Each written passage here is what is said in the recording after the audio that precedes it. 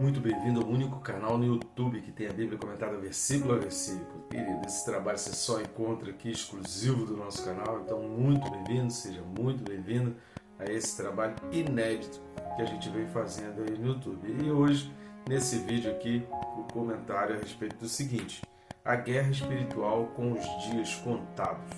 Vamos pensar mais sobre isso? Então vem comigo até o final, não sai daí.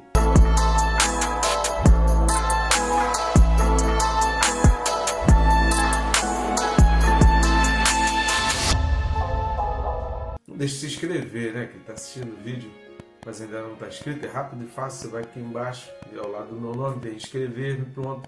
Você já vai estar inscrito.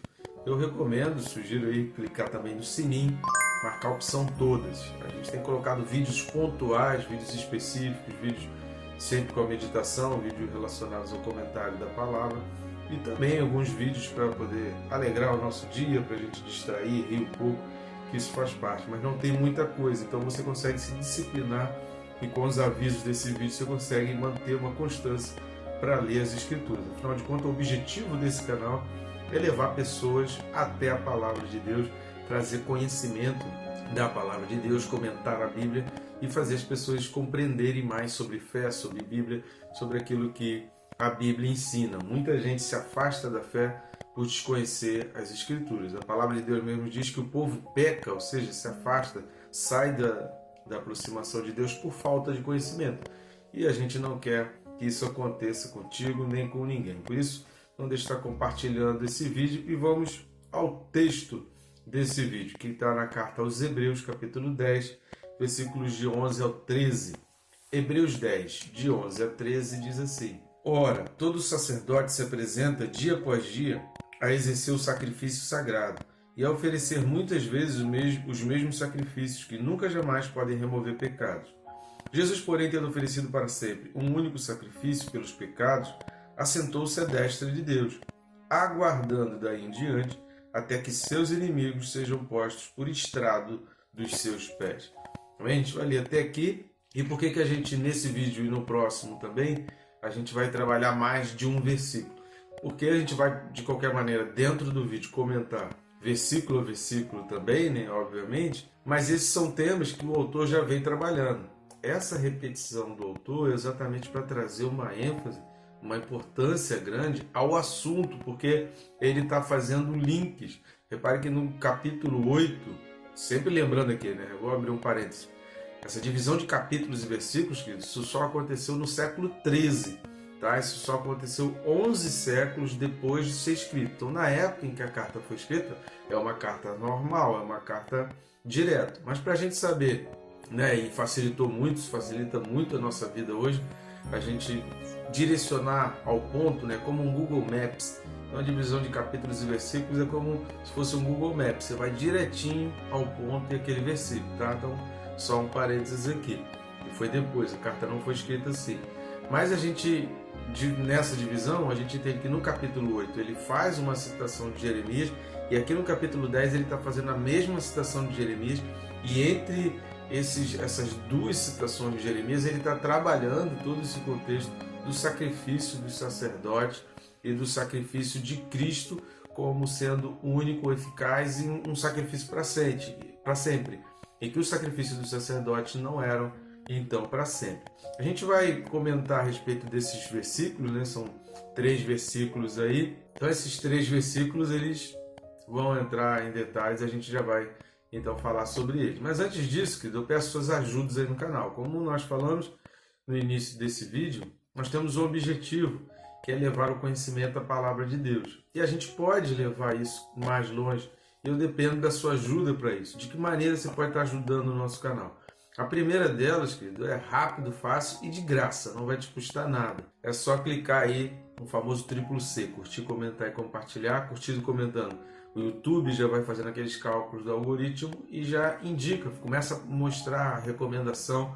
Começa a aparecer ali no feed do YouTube para outras pessoas. E compartilhando, você vai levar esse vídeo para pessoas que talvez nunca receberiam aquela recomendação, aquela indicação do YouTube. Então a gente amplia o leque e aumenta o nosso alcance. Outra maneira também, você está nos ajudando aqui no nosso canal, indo aqui na descrição e clicando no primeiro link. Tem uns outros links também vão te dar acesso, mas o primeiro link vai te abrir um menu de opções através do qual você consegue acessar os livros e adquirir esses livros que já estão aparecendo aqui do lado, a capinha deles. São livros que eu mesmo escrevi e que eu tenho certeza que vai ser bênção demais para a tua vida. São meditações e edificações importantíssimas. Aliás, o Quem Se Importa com Deus é um livro que todo mundo que pensa aí, com essas discussões aí de aborto, a respeito de fé, deveria...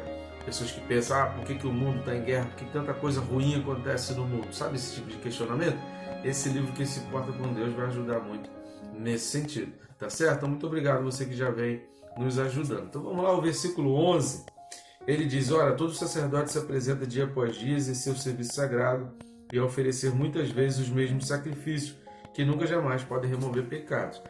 A repetição, ela é uma característica tanto do hebraico quanto do grego, que ao repetir assuntos dentro de um mesmo texto, de um mesmo livro, de uma dissertação, então ao se repetir assuntos, tanto no hebraico quanto no grego, isso trazia o indicativo de que aquele assunto era fundamental, era muito importante.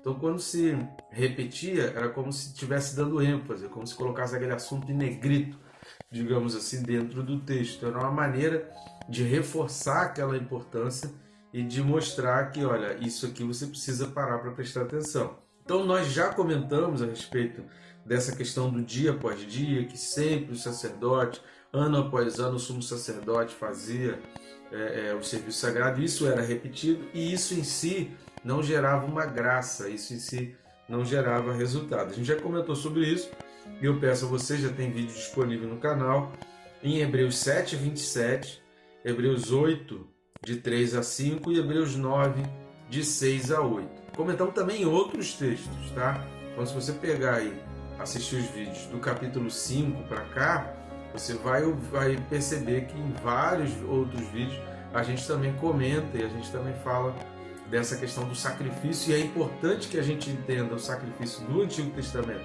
o sacrifício do tabernáculo, para que a gente compreenda com amplitude o sacrifício de Jesus Cristo, e aí a gente consiga dar a esse sacrifício de Jesus Cristo a importância, o significado e os princípios que nele se contém verdadeiramente.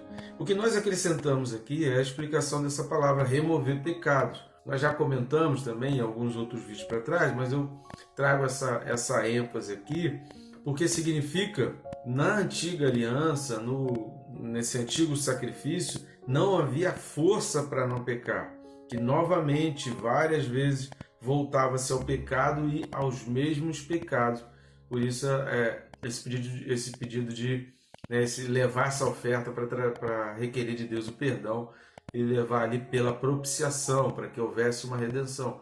Mas não havia um remover de pecados completo, até porque não havia esse trabalho que hoje nós temos o privilégio de ter estudos bíblicos, de ter detalhes do estudo a respeito das leis. Além do que, depois da morte de Jesus Cristo, nós recebemos o Espírito Santo. Com o rasgar do véu, o Espírito Santo passou a trabalhar livremente em todos. Então hoje nós paramos para orar e nós temos o auxílio, a ajuda do Espírito Santo. A palavra de Deus diz que o Espírito Santo nos ajuda com gemidos inexprimíveis, tentando fazer com que a nossa oração se torne perfeita e essa comunicação seja perfeita com Deus, porque nós não somos, então é o Espírito Santo, através e por intermédio de Jesus. Por isso que a gente não pode nunca encerrar uma oração sem falar que a gente está em nome de Jesus, porque no nosso nome a oração não chega, a oração não vai até Deus, porque nós não temos condições de nos aproximar até Deus. É Jesus Cristo que faz esse elo,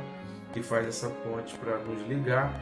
Então hoje, depois de Jesus Cristo, a gente tem o Espírito Santo para coordenar e nos constranger toda vez que a gente for cometer aquele pecado que a gente já pediu perdão.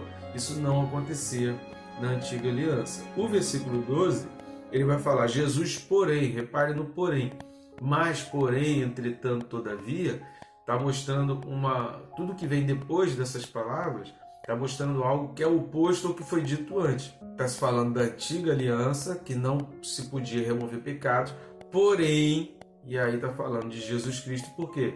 Em Jesus Cristo, assim, é possível remover pecados. Porém, tendo oferecido para sempre um único sacrifício pelos pecados, assentou-se à destra de Deus. Então, os capítulos do 5 ao 9 que a gente já tem vários vídeos aí disponíveis. Eu recomendo você tirar um dia para maratonar, se você ainda não assistiu. Vai repetir isso várias vezes. O sacrifício de Jesus é diferente, porque ele se entregou. O sacrifício de Jesus é diferente porque houve uma entrega pessoal, hoje houve uma voluntariedade, houve uma disposição de Jesus em fazer isso, que era diferente dos sacerdotes, sumos sacerdotes que pegavam animais que eram de outras pessoas ainda. Repare que o sumo sacerdote e o sacerdote, eles não criavam, eles não tinham rebanho, eles não criavam rebanho para vender, para ter dinheiro para comer e para se alimentar, mas eles pegavam animais de outros, animais dos rebanhos de outros, e mesmo as pessoas que tiravam do seu próprio rebanho, que faziam até certo ponto um certo sacrifício próprio seu de tirar do seu rebanho, de tirar ali do seu sustento, de tirar do seu ganha-pão, ele estava pegando um animal, ele estava entregando ali um animal, não exigia dele propriamente nenhum tipo de sacrifício. De Jesus Cristo não. Jesus Cristo se ofereceu e o sacrifício foi a sua própria vida. Querido, isso é muito diferente. Se você tem noção de vida e morte, se você tem noção de sacrifício, se você tem noção, sabe, entregar sua vida realmente para morrer, você vai compreender a amplitude desse ato de Jesus Cristo e como que isso é tremendamente nobre e a gente não pode descartar de jeito nenhum. Mas vamos ver onde na Bíblia fala também sobre isso.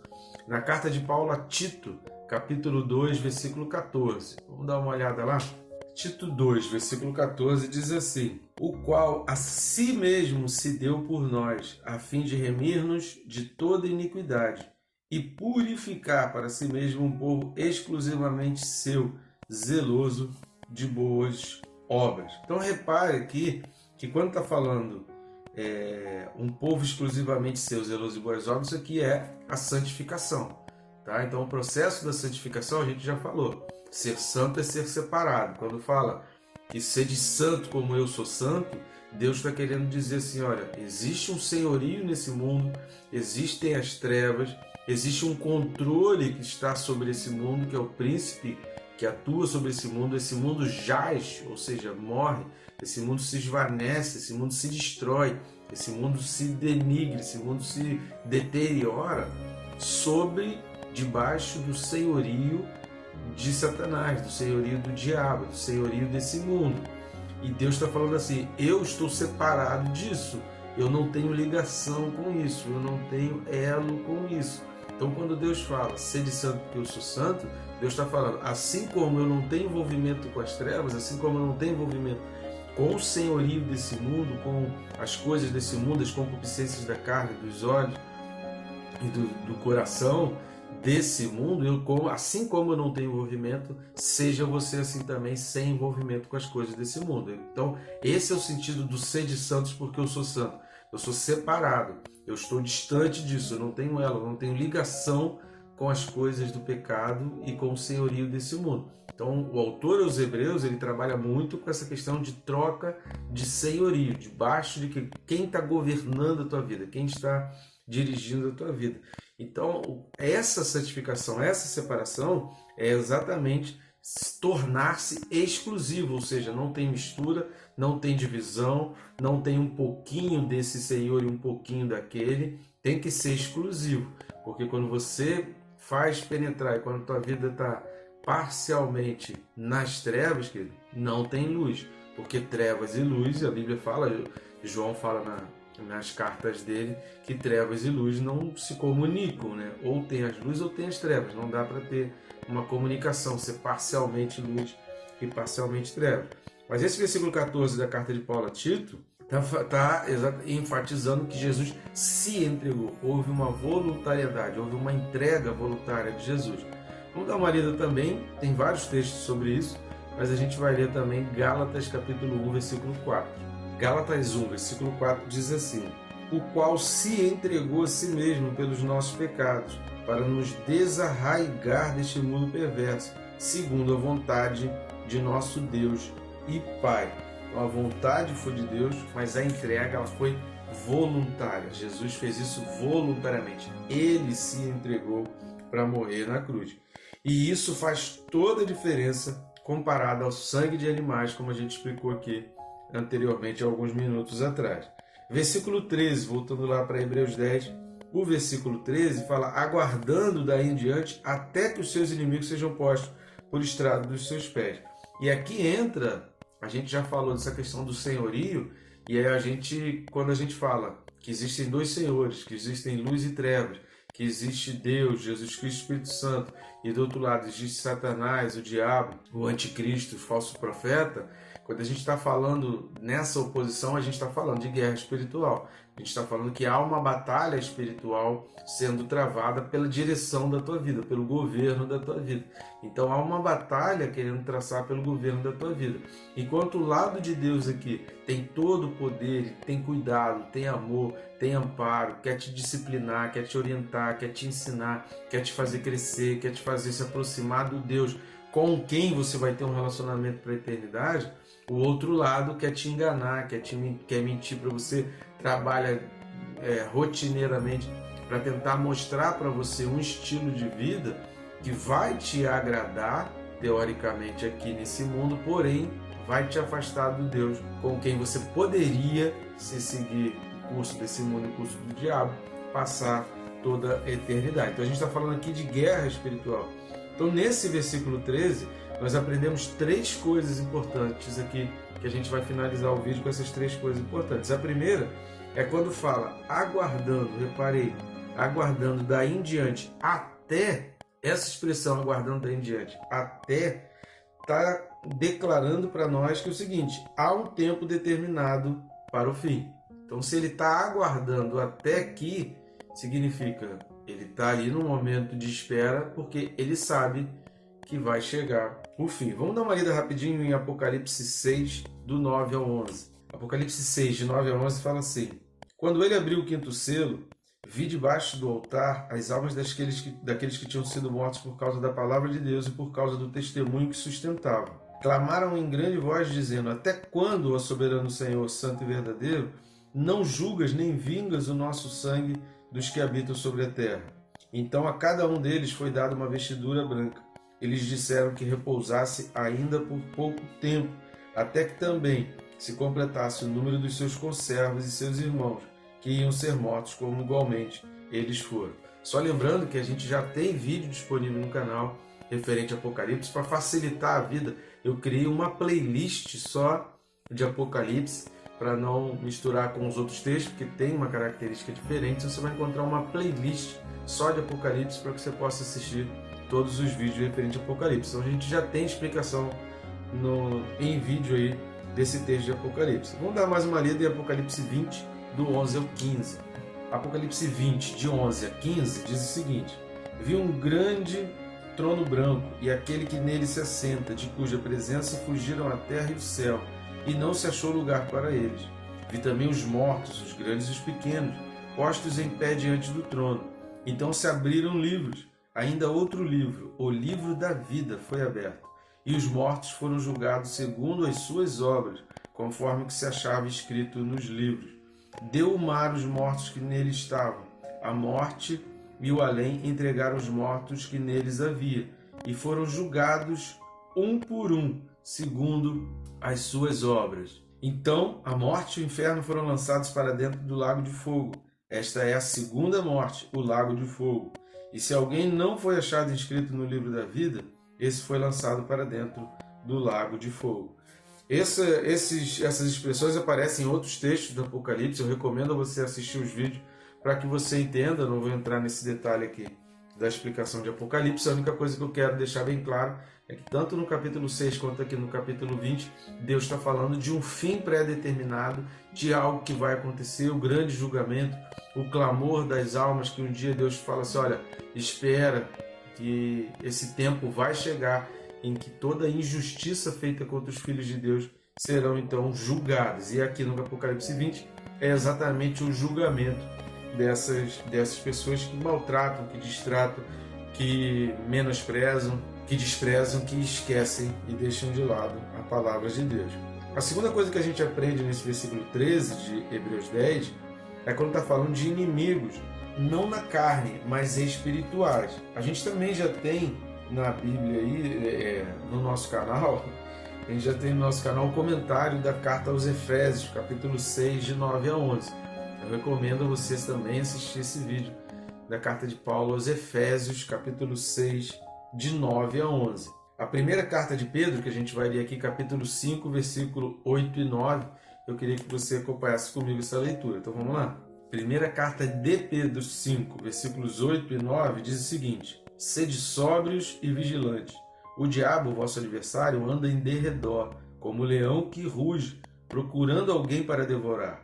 Resisti-lhe firmes na fé, certos de que sofrimentos iguais aos vossos estão se cumprindo na vossa irmandade espalhada pelo mundo.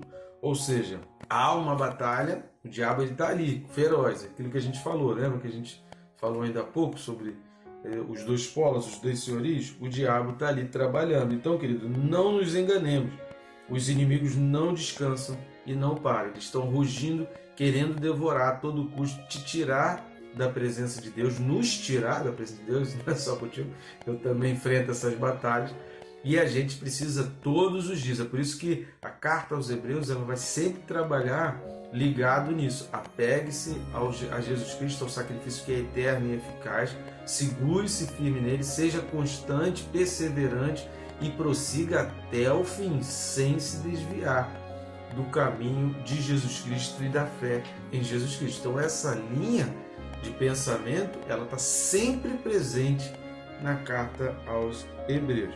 A terceira coisa que a gente vai ver, que é talvez a mais importante desse trecho aí de 11 a 13, é essa expressão debaixo dos pés. Então vamos ler dois textos. Primeiro, Salmo 110, versículo 1. Salmo 110, versículo 1 diz o seguinte: Disse o Senhor ao meu Senhor, assenta-te à minha direita, até que eu ponha os teus inimigos debaixo dos teus pés. Era comum naquele tempo, nessa época, até o século 12, 13, mais ou menos depois de Cristo, e dali para trás, era comum numas guerras, em conquistas de cidades, em conquistas de territórios, que o mapa que a gente tem hoje, ele não tem essas linhas, essas divisões por acaso, assim, alguém um dia sentou e quis fazer. Não, isso custou sangue, isso custou vida, isso custaram várias guerras, isso custaram conquistas, isso custaram brigas de territórios para se chegar. Alguns territórios foram expandidos, outros foram encurtados, outros foram particionados devido às guerras, devido às conquistas, devido a pessoas que lutaram e deram a sua vida para que hoje a gente tivesse essas divisões geográficas. Não aconteceu por acaso essas divisões, esses limites de território que hoje a gente tem aí disponível, tão bonitinho na nossa mão, um mapa mundi tão bem organizadinho. Isso não foi por acaso, isso custou muita guerra, custou muito sangue. Então era comum nessas conquistas, até o século 12, 13, ainda se tinha muito esse hábito de, ao ter uma conquista, ao ter uma vitória sobre determinada região, a pessoa passear ali e comemorar, pisoteando ali nos inimigos, para mostrar exatamente essa preponderância, mostrar nós fomos vitoriosos, nós vencemos, essa terra é nossa. E aí fincava-se ali então a bandeira, e esse território agora é nosso, e eles pisoteavam sobre os inimigos ali, mostrando o poder da vitória. Então essa expressão é uma expressão extraída desse pensamento, de que isso simboliza a vitória e a derrota final dos inimigos. E Paulo vai pegar também esse texto, não só lá em Hebreus e não só no Antigo Testamento, mas Paulo vai pegar essa citação do Salmo 110 e vai fazer uma explicação maravilhosa que está lá em 1 Coríntios 15, do 20 ao 28. 1 Coríntios 15, do 20 ao 28, fala assim: Mas de fato Cristo ressuscitou dentre os mortos, sendo ele as primícias dos que dormem. Visto que a morte veio por um homem, também por um homem veio a ressurreição dos mortos. Porque assim como em Adão todos morrem, assim também todos serão vivificados em Cristo. Cada um, porém, por sua própria ordem. Cristo as primícias, depois os que são de Cristo na sua vinda. E então virá o fim, quando ele entregar o reino ao Deus e Pai, quando houver destruído todo o principado, bem como toda a potestade e poder, porque convém que ele reine até que haja posto todos os inimigos debaixo dos pés. O último inimigo a ser destruído é a morte, porque todas as coisas sujeitou debaixo dos pés. E quando diz que todas as coisas lhe estão sujeitas, certamente exclui aquele que tudo lhe subordinou. Quando, porém, todas as coisas lhe estiverem sujeitas, então o próprio Filho também se sujeitará àquele que todas as coisas lhe sujeitou, para que Deus seja tudo em todos. Então está excluindo o próprio Deus, né? Todas as outras coisas, as demais coisas além de Deus, estarão sujeitas e estarão debaixo dos seus pés. Muito claro esse texto de 1 Coríntios 15, falando, haverá um dia, assim como Adão trouxe o pecado, Cristo ele tira o pecado, e então virá o fim, quando o reino de Deus vai ser entregue como domínio nas suas mãos. E por que vai ser entregue? Porque não haverá mais influência, não haverá mais essa inserção, não haverá mais a tentação, não haverá mais a possibilidade de se afastar de Deus, não haverá mais esses perigos que hoje a gente enfrenta. Então essa luta espiritual, querido, a gente viu aqui, tanto em Apocalipse quanto aqui em 1 Coríntios, e que é aquilo que o autor aos Hebreus ele quer deixar para nós, é que primeiro a gente acredite, a gente entenda que essa luta espiritual existe, mas segundo, que a gente chegue à conclusão de que essa luta espiritual ela vai ter um fim, porque esse fim tem um lado vencedor. E por que tem um lado vencedor? Porque houve um preço pago. É isso que o autor aos Hebreus está trazendo para nós, e que a gente precisa entender essas ligações aí, esses links da Bíblia, porque essa vitória não acontece por acaso, essa vitória não acontece, uma escolha, algo assim que veio do nada. Essa vitória não vem do nada, essa vitória teve um preço, e um preço muito alto, que foi pago com o sangue de Jesus.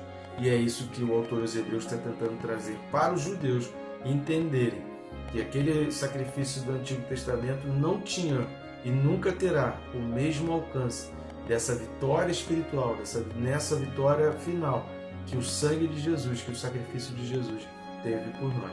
Tá bom, gente? Que Deus te abençoe, rica e abundantemente.